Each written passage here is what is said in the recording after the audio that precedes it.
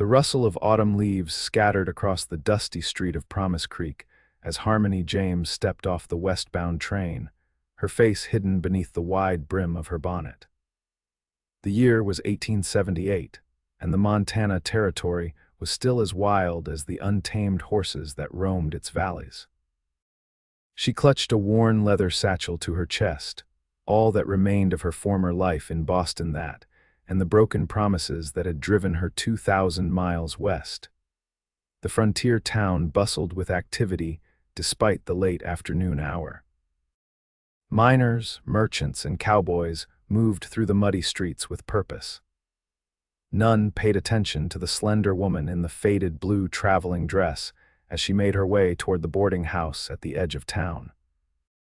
Her letter of employment from the town's schoolhouse tucked safely in her pocket gave her purpose, but did little to soothe the ache in her heart. "Miss, you dropped this," a deep voice called from behind her. Harmony turned to find a handkerchief being extended toward her by a tall man with sun-bronzed skin and eyes the color of sage. His worn leather vest and dusty hat marked him as a ranch hand, though there was something in his bearing that spoke of confidence beyond his station. "Thank you, but I don't believe that's mine," she replied, her voice barely above a whisper. The man's expression softened. "Maybe not, but you look like you could use one all the same." It was only then that Harmony realized tears had begun to stream down her face. She quickly turned away, mortified. "I'm fine, sir, just trail dust in my eyes. Name's Ridge Reynolds," he said, undeterred by her dismissal. "I run the Double R Ranch just north of town. New faces in Promise Creek don't go unnoticed." "Harmony James," she replied reluctantly. "I'm to be the new schoolteacher." Ridge nodded, a slight smile playing at the corners of his mouth. "Well, Miss James, welcome to Promise Creek. It ain't Boston or New York, but it's got its charms." Harmony stiffened. "How did you know I'm from the East?" "Your boots," he said simply. "Too fine for these parts. Won't last a month in Montana mud." Before she could respond, a commotion from the saloon across the street drew their attention. Two men burst through the batwing doors, fists flying. The gathering crowd roared its approval of the impromptu entertainment. "You'll have to excuse our local color," Ridge said with a hint of amusement. "Town gets lively when the cattle drives finish." "I should continue to the boarding house," Harmony said, eager to escape both the brawl and the perceptive cowboy who had already seen too much of her vulnerability. "Mrs. Wilkins runs a decent place. Tell her Ridge sent you, and she'll give you the room with the eastern window, best view in town." Harmony nodded her thanks and hurried away, feeling his gaze follow her down the street. She hadn't come west to be noticed. She'd come to disappear. The following morning dawned clear and cold. Harmony dressed carefully in her most sensible dress, a high-necked, charcoal gray garment that matched her subdued mood. The schoolhouse was a simple one-room building at the far end of town, its red paint faded by the relentless Montana sun. When she arrived, she found the door already unlocked and a fire crackling in the pot-bellied stove. A note on the teacher's desk welcomed her to Promise Creek, signed by the school board chairman, Samuel Green. Beside it lay a list of her 22 students, ranging from 6 to 16 years of age. She was arranging her meager teaching supplies when the door swung open. A young girl of about 8 entered, followed by Ridge Reynolds, who had to duck to clear the door frame. "Miss James," he greeted her with a tip of his hat. "This here's Daisy, my foreman's daughter, wanted to meet the new teacher before classes start tomorrow." The little girl with blonde braids and a smattering of freckles across her nose curtsied solemnly. "Pleased to meet you, Miss James." Harmony's reserve melted slightly in the face of the child's earnestness. "I'm very pleased to meet you too, Daisy. Are you excited about school starting?" The girl nodded enthusiastically. "Pa says you're from back east and probably know all sorts of things we don't out here." Harmony glanced at Ridge, whose expression revealed nothing. "I suspect there's plenty you could teach me about life in Montana Territory. Like how to spot a rattler before it bites you," Daisy offered helpfully, "and which berries will give you the runs." Ridge cleared his throat. Daisy, why don't you go see if Mrs. Green has those cookies ready next door? Once the girl bounded out, he turned to Harmony with an apologetic smile.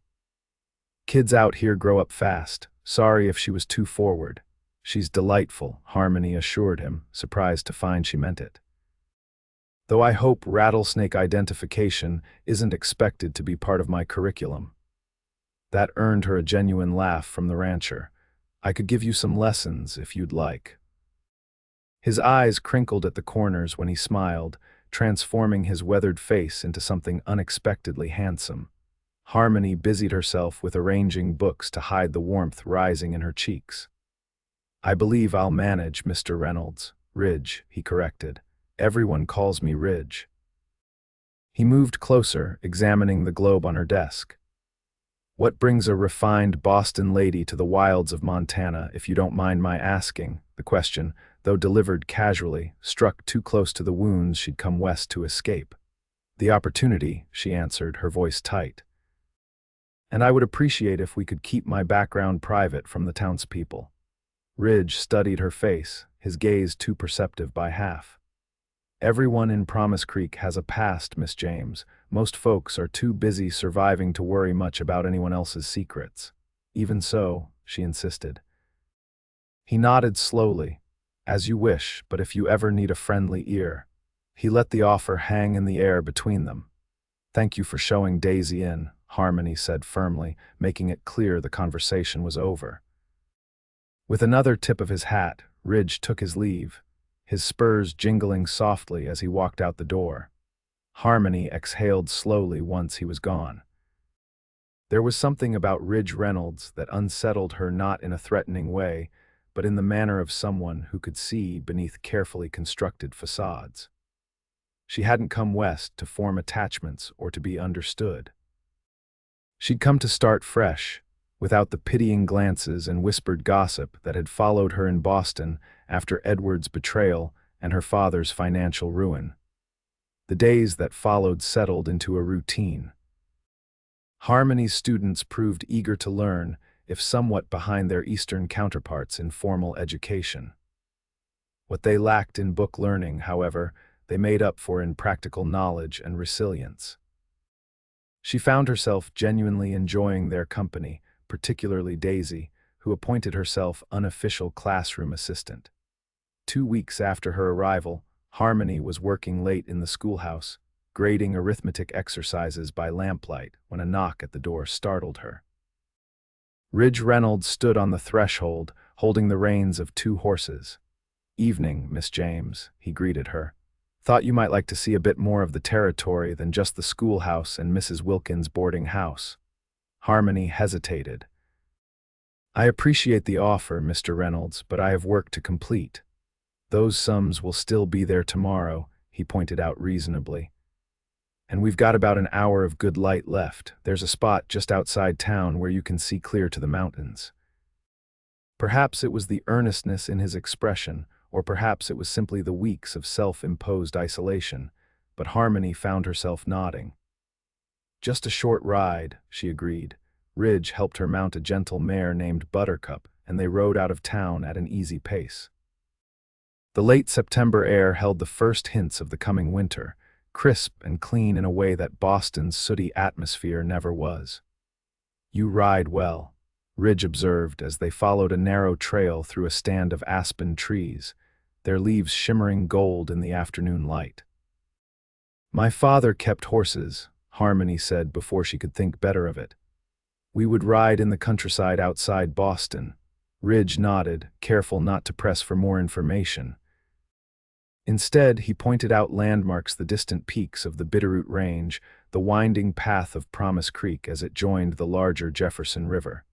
They crested a small rise, and Harmony caught her breath. The valley spread before them, bathed in the golden light of the setting sun. Wildflowers still bloomed in sheltered pockets, splashes of purple and yellow against the tawny grass. "It's beautiful," she whispered. "This is my favorite spot on the whole ranch," Ridge said, dismounting and helping her down from her horse. "My pa brought us here when we first arrived. I was 12, my brother Joel just 10. Pa pointed out to that valley and said, "Boys, this is where we'll make our fortune." "And did you?" Harmony asked, genuinely curious. Ridge smiled faintly. "Not the kind Pa envisioned. He was thinking cattle baron, but we've built something solid. The double R runs 800 head now, employs 15 men year-round. Your brother works with you." A shadow crossed Ridge's face. "Joel didn't make it through the war. Auntie Edem." "I'm sorry," Harmony said softly, recognizing the familiar contours of grief.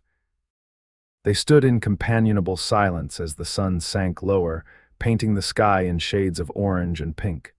A cool breeze picked up and Harmony shivered slightly. "We should head back," Ridge said. "Gets cold quick once the sun's down." As they mounted up, Harmony found herself reluctant to leave this peaceful spot.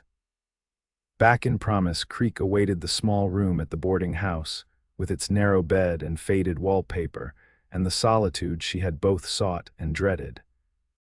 "Thank you for showing me this," she said as they turned their horses toward town. "Plenty more to see if you're interested," Ridge offered. "Frontier's got a way of growing on you." Harmony wasn't sure if he meant the territory or himself, but she found herself warming to both possibilities. October brought the first dusting of snow and a letter from Boston. Harmony recognized her sister Hannah's handwriting immediately and tucked it away to read in private. That evening, alone in her room, she broke the seal with trembling fingers. The news was as she feared. Their father's health was deteriorating rapidly, along with what remained of the family fortunes. Edward, her former fiancé, had married the banker's daughter in a lavish ceremony attended by all of Boston society. Hannah's carefully chosen words couldn't disguise the desperate situation. They needed money, and Harmony's meager teacher's salary was their only hope.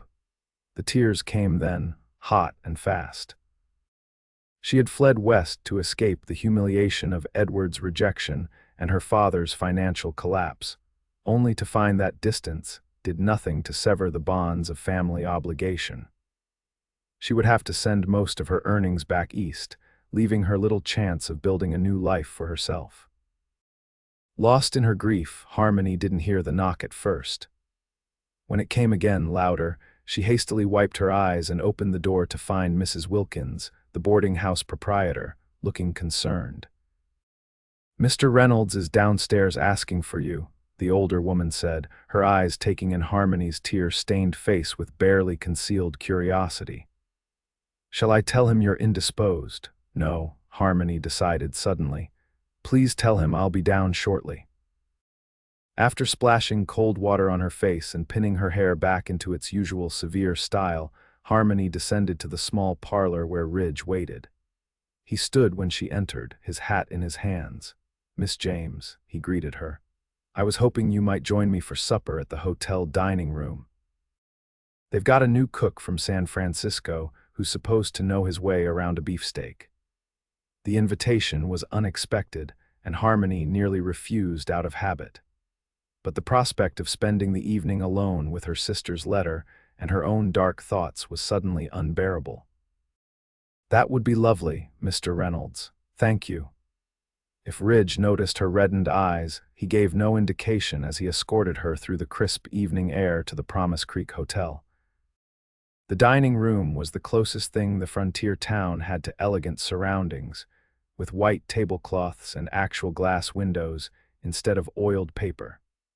Once seated, Ridge ordered for both of them with the easy confidence of a man accustomed to moving through various social circles. When the waiter departed, he turned his attention fully to Harmony. "I've been meaning to ask you about organizing some additional reading materials for the school," he began, surprising her with his interest in education. "My ranch hand Miguel has 3 children in your class, and he mentioned they're sharing one reader between them." "Books are in short supply," Harmony acknowledged. "I've written to the territorial superintendent, but I'm not hopeful." "I have connections in Denver who might help," Ridge offered. "And I was thinking we might organize a fundraiser. A harvest dance, perhaps. Get the whole town involved."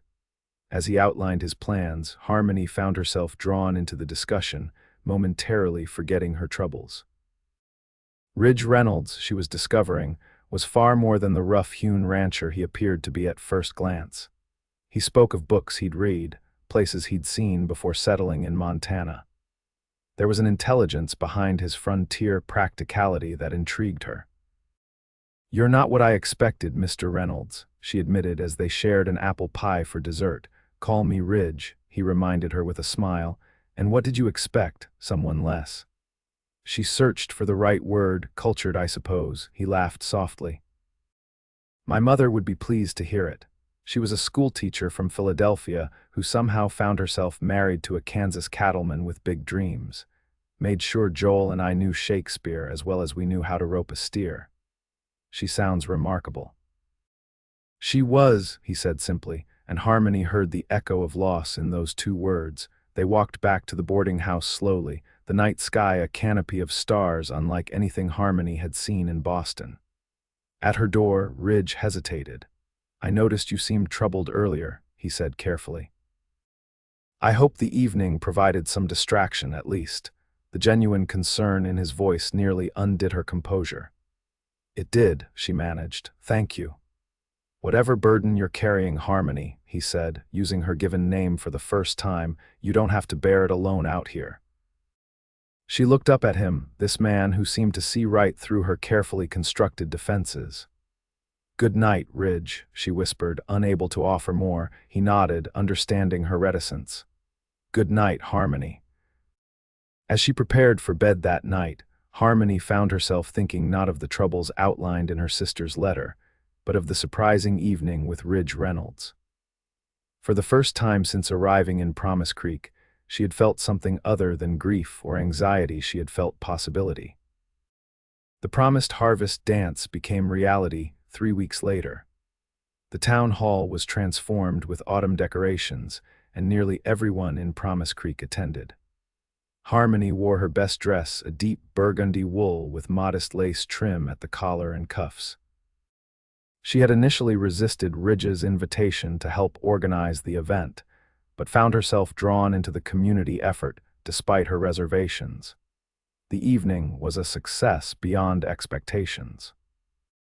Between ticket sales and the auction of donated items, they raised enough money to order a small library of books for the school. More surprisingly to Harmony, she found herself enjoying the company of the townspeople she had kept at arm's length since her arrival.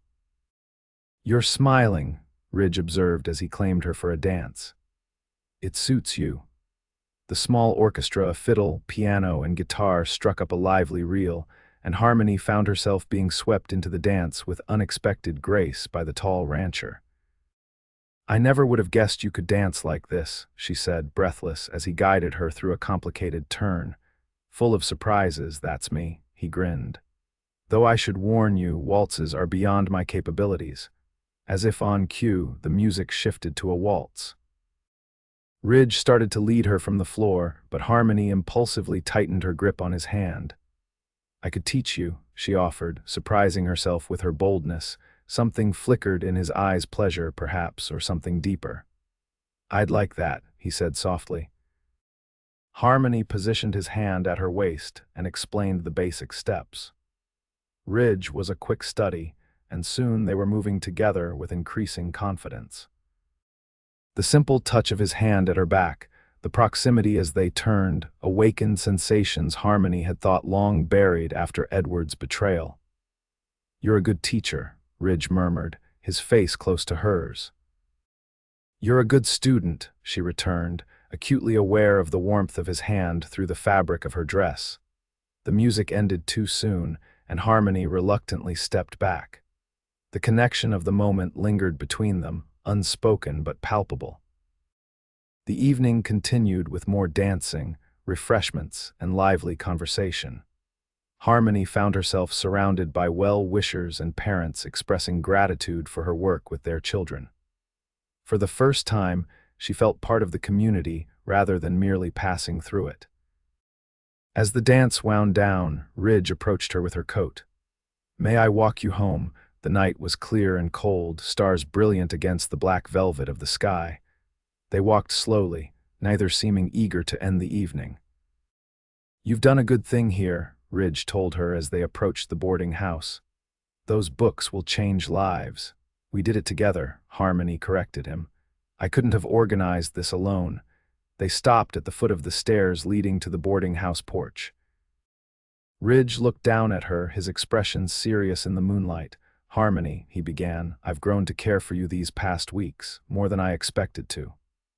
Her heart quickened at his words, but fear followed closely behind. "Ridge, you don't need to say anything," he assured her quickly. "I know you came here carrying something heavy. I just want you to know that, whenever you're ready to set it down, I'll be here." The sincerity in his voice nearly undid her. How could she explain that her burdens couldn't simply be set aside? That her family's needs and her own painful past weren't something she could walk away from? "Thank you for a lovely evening," she said instead, unable to offer more. Ridge nodded, accepting her deflection with grace. "Good night, Harmony." She watched him walk away, his tall figure silhouetted against the starlit street, and felt a pang of regret for what might have been under different circumstances. November brought early snows and increasing hardship for many in Promise Creek. The mines had laid off workers as winter approached, and families struggled to prepare for the harsh months ahead. Harmony noticed the effects in her classroom, children arriving hungry, some without adequate clothing for the cold. She did what she could with her limited resources, establishing a small breakfast program using food donated by local merchants. But each dollar she spent on her students was one less she could send to Hannah and their ailing father. The weight of competing obligations pressed on her daily. One particularly bitter afternoon, school had just dismissed when Harmony spotted a group of older boys taunting Miguel's youngest son, Carlos, about his worn coat and limited English. She intervened swiftly, sending the bullies home with extra homework and a note to their parents. Carlos, a bright 8-year-old with solemn dark eyes, thanked her quietly before trudging off through the snow. Watching him go, Harmony felt a surge of helpless anger at the cruelty of children and the indifference of fate that placed some in comfort and others in want. Back in the empty schoolroom, she allowed herself a moment of weakness. The tears she had held back for weeks spilled over as she sat at her desk, head bowed. The latest letter from Hannah had been more desperate than the last. Their father was failing rapidly, and the doctor's bills mounted. Everything Harmony had worked for in Promise Creek, the respect of the community, the small changes in the school, her growing feelings for Ridge felt overshadowed by the obligations she couldn't escape. So lost was she in her misery that she didn't hear the schoolhouse door open. Only when a shadow fell across her desk did she look up to find Ridge standing there, snow dusting his broad shoulders and concern etched on his face. "Harmony," he said softly, seeing her tears. Mortified, she turned away, moving toward the darkened corner of the room where the supplies were kept. "I'm sorry I didn't hear you come in," she managed, her back to him. "Did you need something?" she felt rather than heard him move closer. "I came to check on you. Miguel told me about what happened with Carlos today." "It was nothing," she said, desperately trying to compose herself. "Just children being children." "Harmony," Ridge's voice was gentle but insistent. "Look at me, please." Reluctantly, she turned, keeping her face in shadow. "I'm fine, truly." Ridge stepped closer, close enough that she could feel the cold emanating from his coat, smell the scent of pine and leather that always seemed to surround him. "You're not fine," he said quietly. "You've been carrying whatever this is since you arrived, and it's wearing you down." "It's not your concern," she whispered, though the words lacked conviction. "It is," he insisted. "Because I care about you, more than I should, maybe, more than is wise for a man who spent 15 years learning to be content on his own." His honesty disarmed her. "I care about you too," she admitted, the words slipping out before she could stop them. "But my life is complicated." Ridge reached out slowly, giving her time to pull away. When she didn't, his rough fingers gently brushed a tear from her cheek. "Everyone's life is complicated, Harmony. It's what we do about it that matters." She tried to hide her tears in the shadows, turning her face away again, but Ridge gently guided her back to face him. "Your light belongs with me," he said simply. "Whatever shadows you're hiding in, whatever burdens you're carrying, I want to help you bear them." The words unlocked something in Harmony's heart. The story spilled out her father's investments gone wrong, the family's fall from Boston society, Edward's broken engagement when her dowry evaporated, and now her father's illness consuming what little they had left. Her sister's desperate letters, the impossible choices between helping her students and sending money home. Ridge listened without interruption, his hand warm on hers. When she finally fell silent, emotionally spent, he spoke with quiet determination. "First, we'll send money to your sister. Enough to cover the doctor and whatever else they need." "I can't accept," Harmony began. "It's not charity," Ridge interrupted. "It's an advance on work you'll do for the Double R. I need someone to keep my books in order, manage correspondence. The ranch is growing and I'm a cattleman, not a businessman." "And when my father passes," Harmony asked, seeing through his generous fiction, "when my sister no longer needs support," Ridge's gaze was steady. "Then you'll have choices, Harmony, stay or go, but I hope you'll stay. Not for the bookkeeping, though you'd excel at it, but because this town needs you. The children need you." He paused, his voice dropping. "I need you." The simplicity of his declaration, free of pretense or manipulation, touched her deeply. This was nothing like Edward's flowery courtship, which had withered at the first sign of financial difficulty. Ridge was offering partnership, not dependency. "I don't know what to say," she admitted. "Say you'll consider it," he replied. "Say you'll stop trying to carry everything alone." Harmony looked up at him, this man who had somehow slipped past her defenses and into her heart. "I'll consider it," she promised. Ridge's smile was worth the concession. "Good. Now, I believe I was promised another waltz lesson at some point."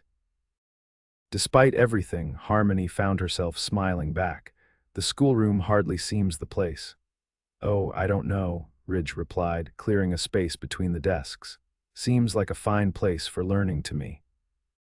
He offered his hand with a formal bow that made her laugh despite her tear-stained cheeks. And there, in the gathering dusk of the empty schoolroom, they danced to music only they could hear. The first letter to Hannah, containing a draft for a sum that made Harmony's eyes widen, went out the following day. Ridge had brushed aside her protests, insisting that the ranch could well afford it and that her father deserved proper care in his final days. December arrived with a hard freeze and preparations for Christmas. The schoolchildren were practicing a pageant, and the town bustled with holiday spirit despite the harsh weather. Harmony found herself swept up in the festivities, accepting dinner invitations from her students' families, and helping with decorations for the town Christmas tree. Most evenings found Ridge at her side, their relationship evolving naturally into something the town observed with approving nods and knowing smiles. They rode out to the Double R on weekends, where Harmony marveled at the Operation Ridge had built the neat ranch house with its surprisingly well-stocked library, the efficient bunkhouse and barns, the carefully managed herds. It was during one such visit, 2 weeks before Christmas, that a telegram arrived from Boston. Harmony read it with mixed emotions. Her father had passed peacefully in his sleep. Hannah, now free of caretaking duties, had accepted a position as companion to a wealthy widow planning to tour Europe. "I'm sorry about your father," Ridge said sincerely when she shared the news. They sat before the fireplace in his study, snow falling gently outside the windows. Harmony realized with surprise that the grief she felt was tempered by relief not at her father's passing, but at the resolution of the impossible situation that had torn her in two directions. "Thank you," she said quietly, "for everything you've done." "Hannah says your generosity made his final days comfortable." Ridge shook his head. "It was the right thing to do, nothing more. It was everything," Harmony insisted. "You gave me choices when I thought I had none." He studied her face in the firelight. And what choice will you make now, Harmony? Your sister is settled, your obligations fulfilled. Will you stay in Promise Creek or return east? The question hung between them, laden with unspoken meaning. Harmony thought of the life she'd left behind in Boston, the social constraints, the superficial relationships, the emphasis on appearance over substance. Then she considered what she'd found here: purpose in her teaching, community among people who valued hard work and honesty, and most surprisingly, love with a man who saw her clearly and wanted her anyway. "I think," she said slowly, "that I've found where I belong." The joy that bloomed on Ridge's face was answer enough, but he rose and crossed to his desk, retrieving a small wooden box from the drawer. "I've been carrying this for 2 weeks," he admitted, returning to kneel before her, waiting for the right moment. He opened the box to reveal a ring, not a traditional diamond, but a Montana sapphire, the color of a summer sky, set in simple gold. "Harmony James, I love you," he said simply. "Your strength, your compassion, your determination. I want to build a life with you here at the Double R in Promise Creek, wherever our path leads. Will you marry me?" Harmony looked at the man before her, solid, dependable, yet capable of such tenderness, and knew with absolute certainty that this was where her light belonged. "Yes," she whispered, then louder, "Yes, Ridge Reynolds, I will marry you." They were wed on Christmas Eve in the town church, decorated with pine boughs and candles.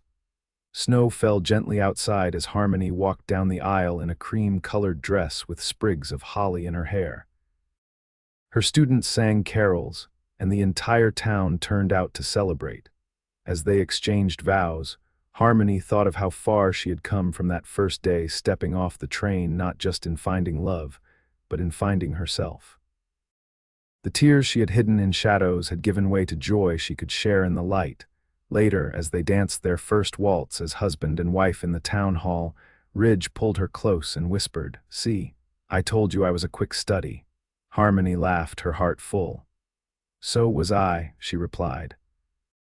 "It just took me a while to learn the right steps." Spring came to Promise Creek, melting the snow and bringing new life to the valley. Harmony divided her time between teaching at the schoolhouse and helping Ridge manage the expanding operations of the Double R. Together, they established a scholarship fund for promising students who wished to continue their education beyond what the town could offer. On a warm May evening, as they sat on the porch of the ranch house watching the sunset paint the mountains gold, Ridge placed his hand over hers. "Happy?" he asked simply. Harmony leaned against his shoulder, thinking of the journey that had brought her to this moment, the heartbreak that had driven her west, the tears she had tried to hide, and the light she had finally allowed herself to embrace. "Completely," she answered, and knew it was the truth.